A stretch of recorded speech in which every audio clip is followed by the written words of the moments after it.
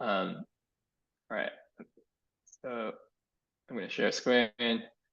Okay. Can you all see my screen?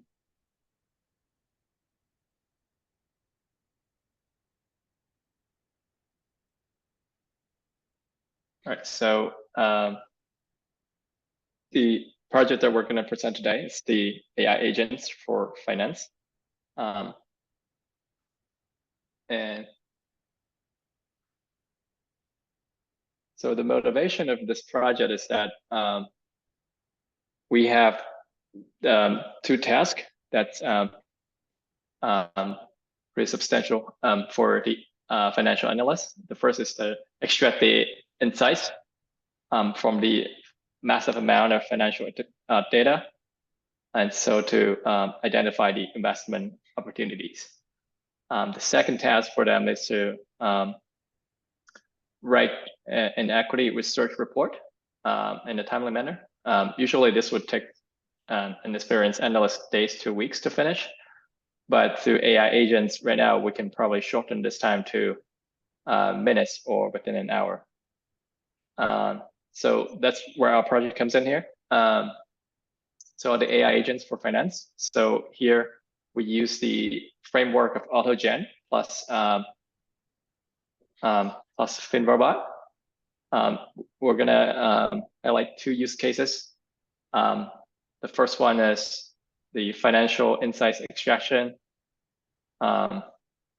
This is a RAG-based agent. We're gonna build two databases. One is for SEC filings, and the other is for the earnings call transcripts. So this is basically the framework. And the second use case would be the equity research report writing. So say we're the agent's given a company's name and fiscal year, and the agent will retrieve the 10K, which is the annual report, and then to analyze it, the content, and to generate a report automatically. So let's see. So for the use case one,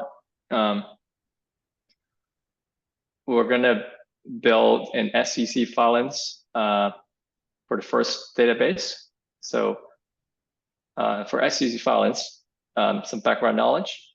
It's basically the documents to show a company's financial health and performance. And for earnings call, this is basically a type of document to provide the insights of a company's management strategy and future outlook.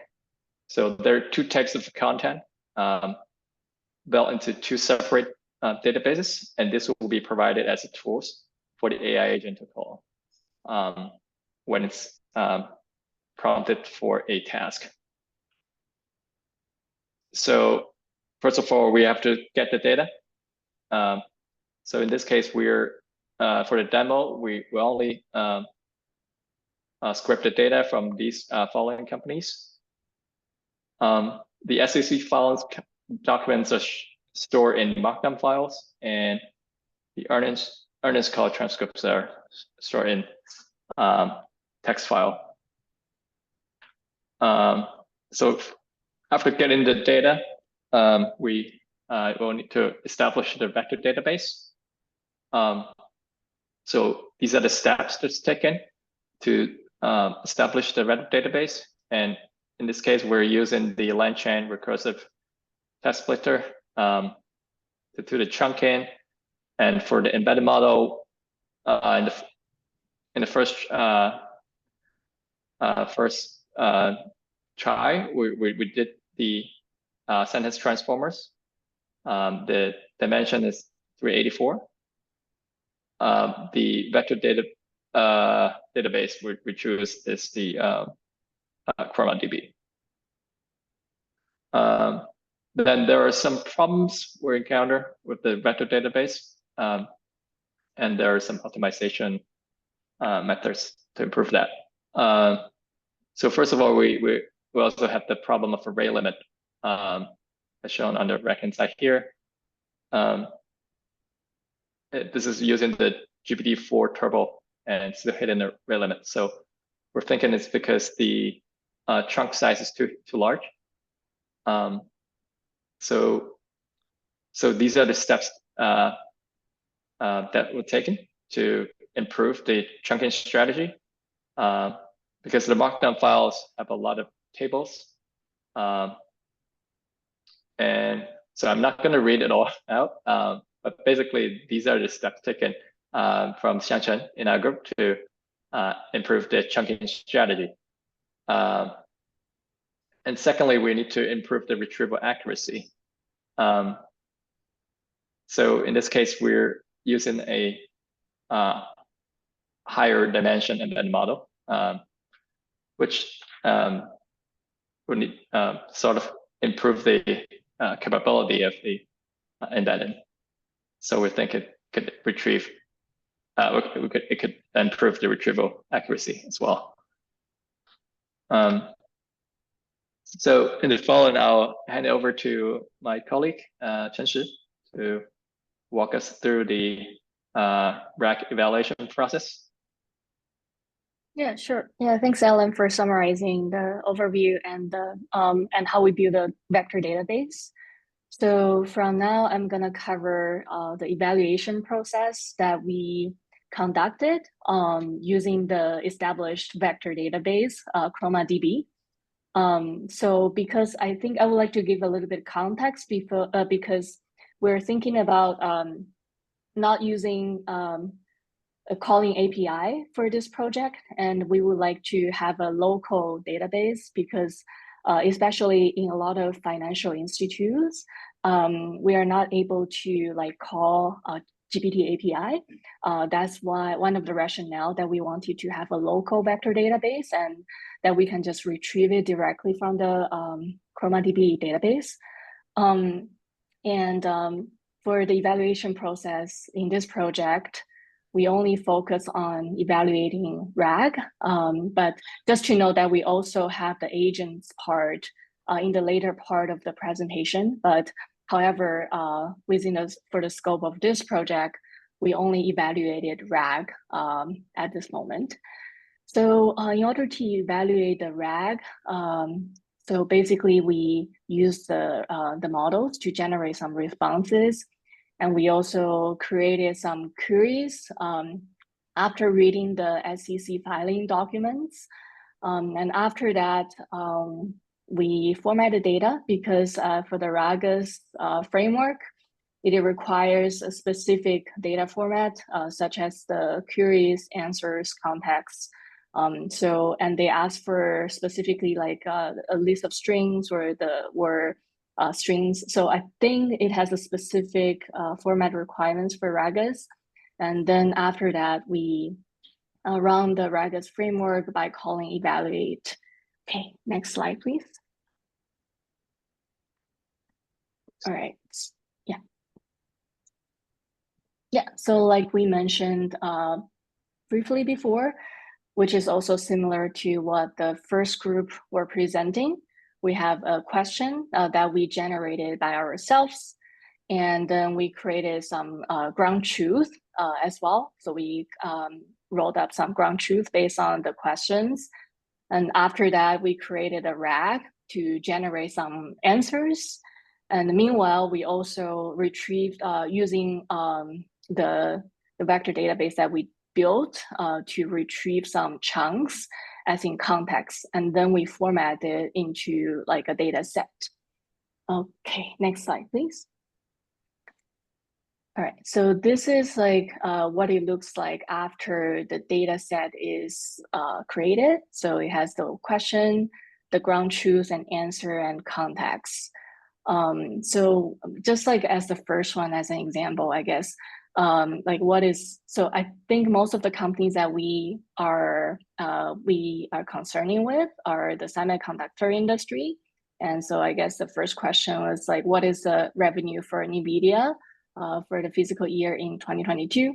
So it seems like the RAG, the RAG model that we created has a very different answer than the ground truth. So I think one caveat here is we are using maybe like a smaller model. We haven't used GPT-4 at this moment. So maybe that's why it has giving us like a very different answer. Yeah, but this is the data set that we created for evaluation. Next slide, please.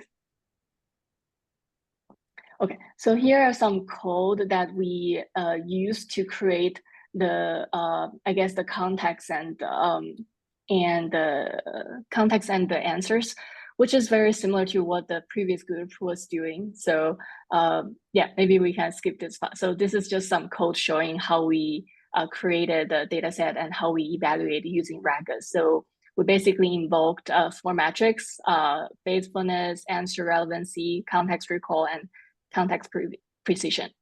Okay, and then we can get to the next slide for the results.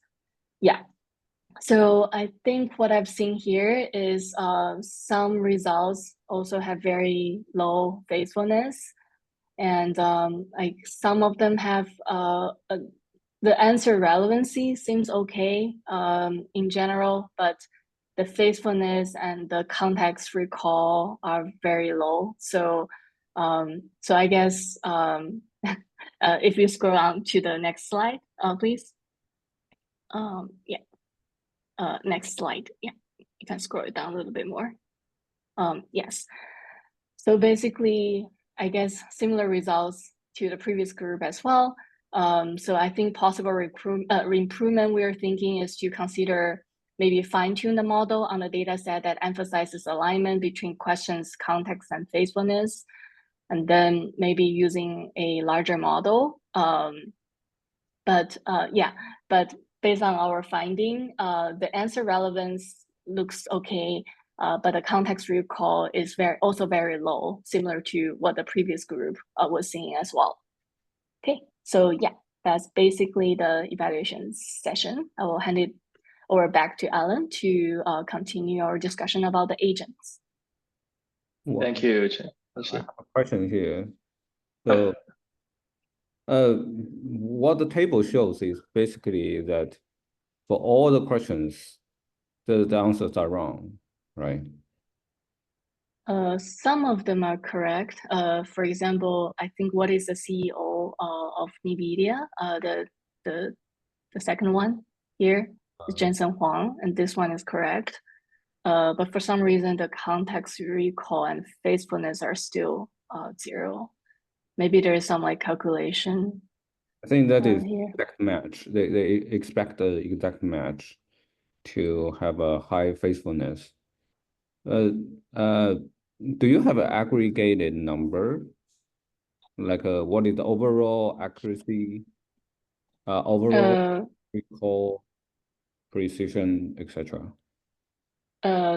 No, we don't have that yet. I think we have only about like 10 samples here.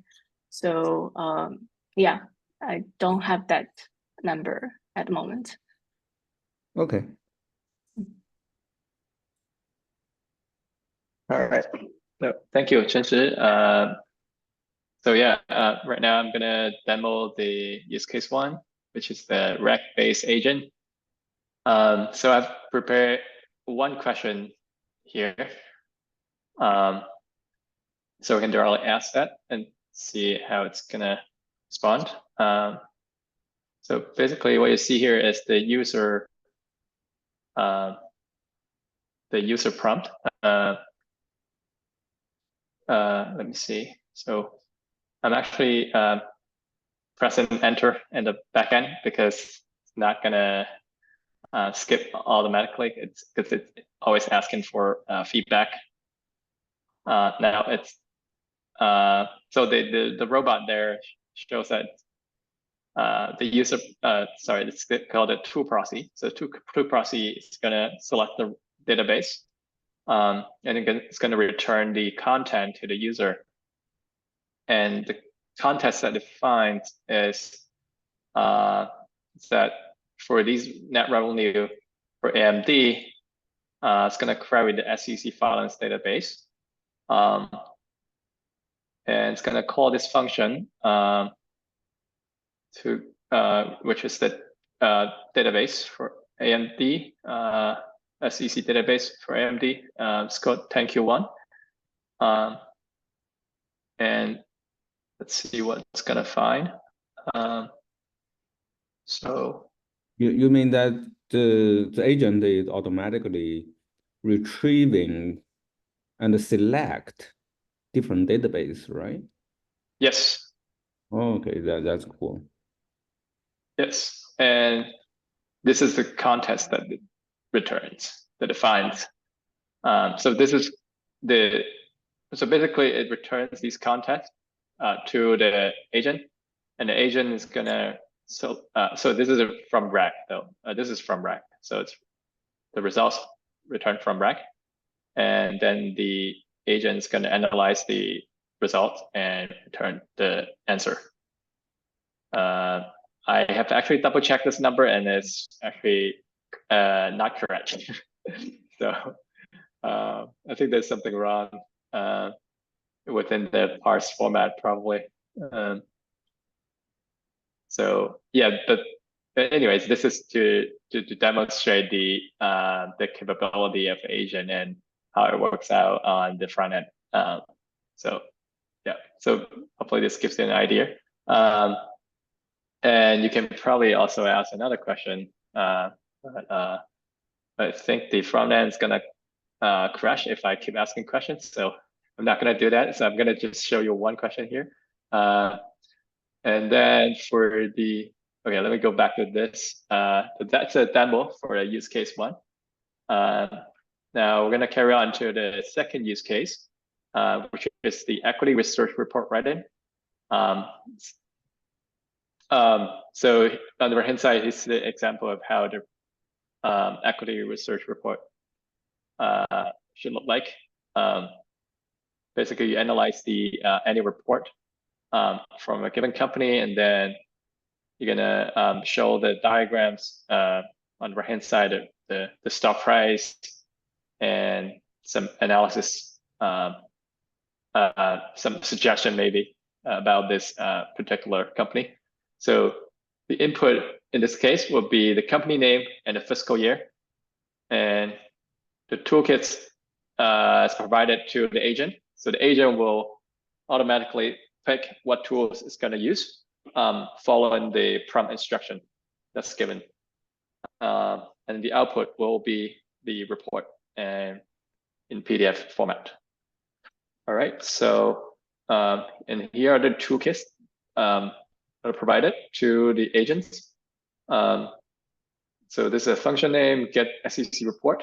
It's going to retrieve the SEC report for that particular company, and it's going to download that from the URL, and with that given, it's going to figure out the file and date, I think.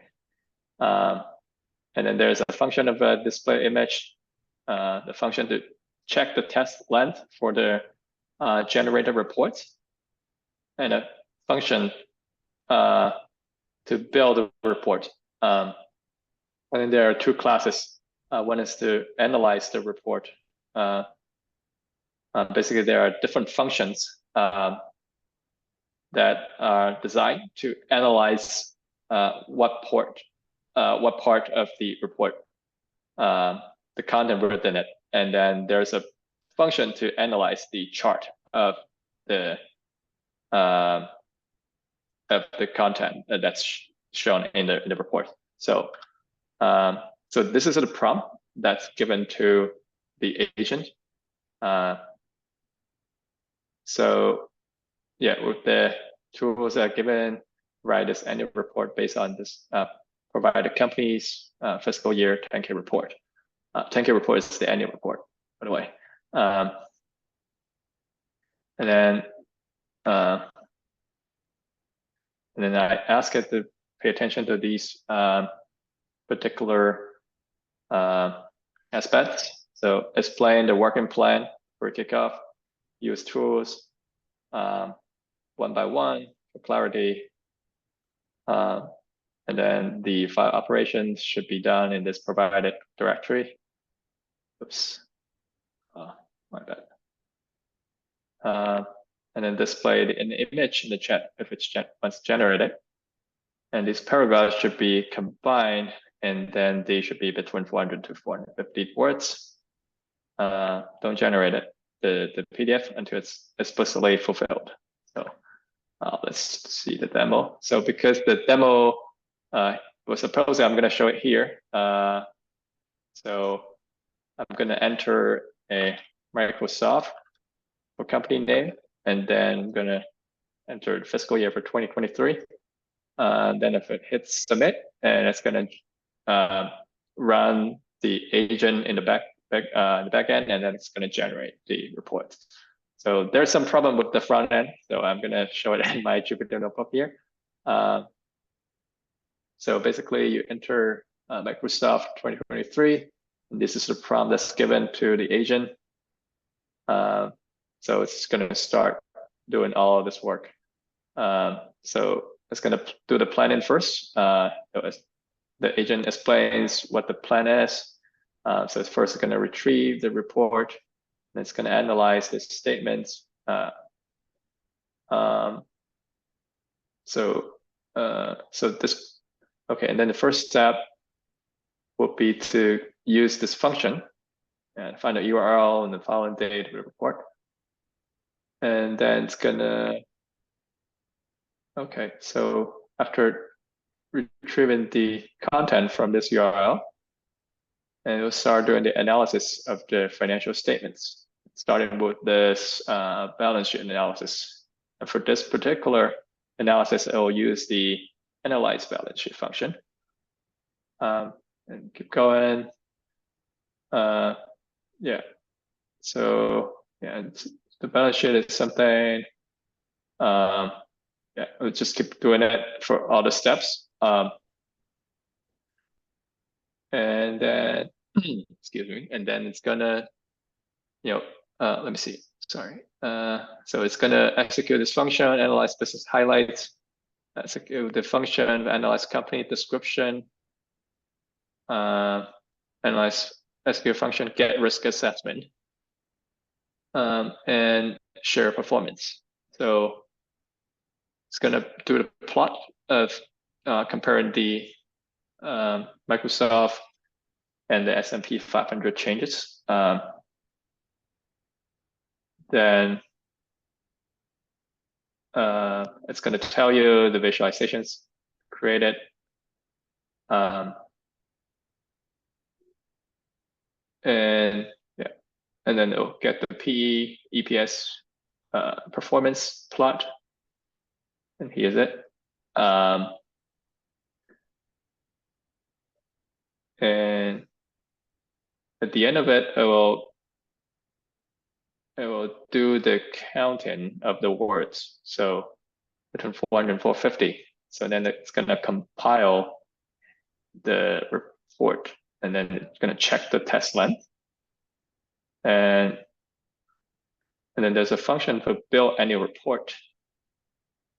And then at the end of the analysis, it's going to generate a report with all the content that's generated above. And it will just terminate the conversation when everything's settled. So, and this the report that's generated from that agent. So you can see there are income summarization, business highlights, company situation, risk assessment, all these components on the left-hand side. And then the right-hand side, there's a key data, share performance, and this PEPS plot. And that's, yep, and that's all about it for our demo. We are ready for questions. Thanks. I like your second use case much better. And I'll give a summary of my feedback. For the first use case, basically you are trying to build a sophisticated agentic RAG, right? So I Yes. think that the idea is great. and the whole process is great. And the only problem is in the accuracy of the answer. So it might be related to the model you use. But I'm curious why you don't use GPT-4 directly, but instead use a small model. Even for embedding? Yeah, for the final step, which model did you use? Which final step? I mean, after retrieval, after you have gotten all the context, and you need to Oh, synthesize. so in this demo, we actually use GPT-4. Oh, okay, good. It's only that the embeddings is not using GPTs; it's using the sentence transformers. Okay, so what might be the problem? So is it a problem with the embedding, or is it a problem with the retrieval, or it is a problem with the synthesis? So I think you need to break down this problem and Yeah. dive what is the main reason that gives rise to the pretty low accuracy you see here. So, but overall, I think that the whole process looks great.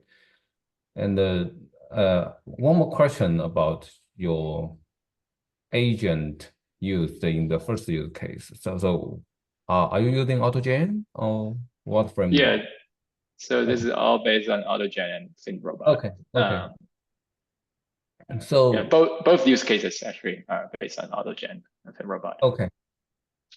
okay. So basically, so what can you control in this process? So because right now you see that some performance are not good, right? So how can you tune it, given the AutoGen framework? I think we can design some functions to you know to ask the agent to use it. I think we can probably implement a critic agent to sort of like reflect on the results that it generates and see if it can improve the accuracy of the generated results. Okay. I think that might help.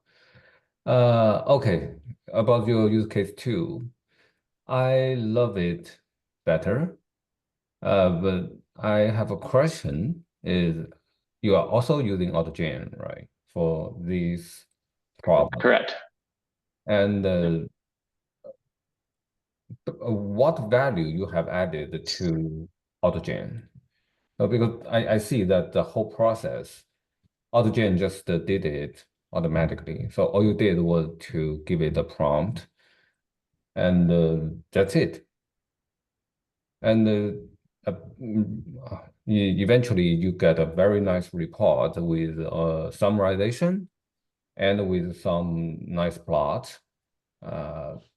So I don't know. So how did you control this process? Or you do not control it, it's just automatic. There's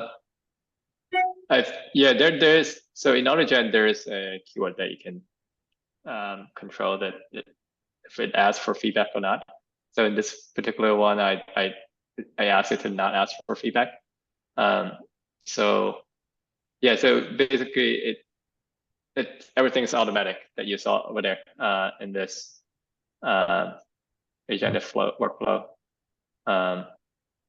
So it's gonna, I think the main thing is to design the tools for the agent, Okay. and it's So gonna use all the tools. Okay. All the tools, all the designs are made by you. No, made by the ThinRobot.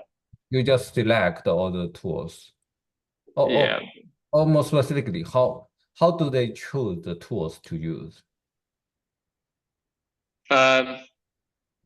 So there's a place to register function in AutoGen. So you can actually design the tools by yourself. Okay. So So you just use the tools they already registered, right? yeah, I think so. FinRobot is basically another framework that's built on top of AutoGen.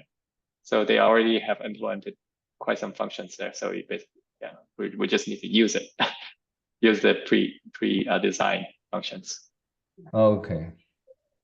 Okay. So yeah, it's a very powerful tool. That is great.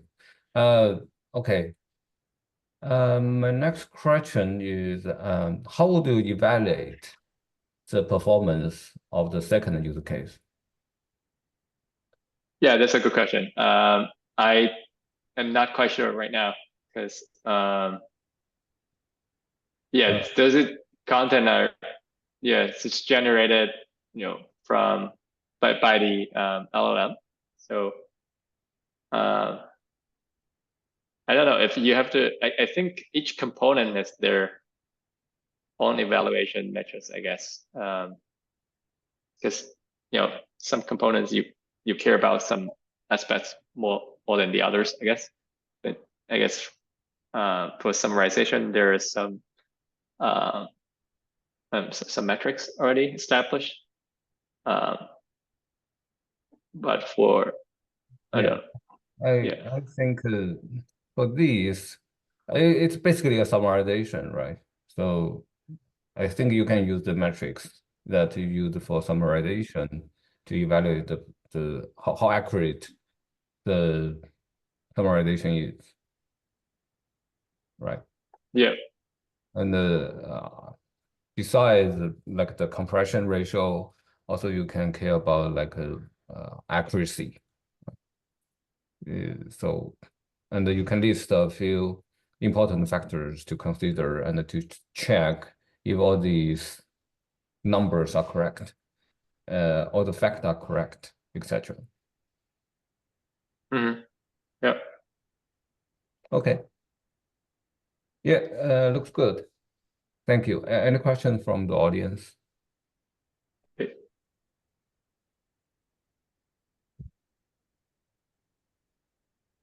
Okay, there are no questions, that move on to the third one. Thank you. Thanks. Thank you.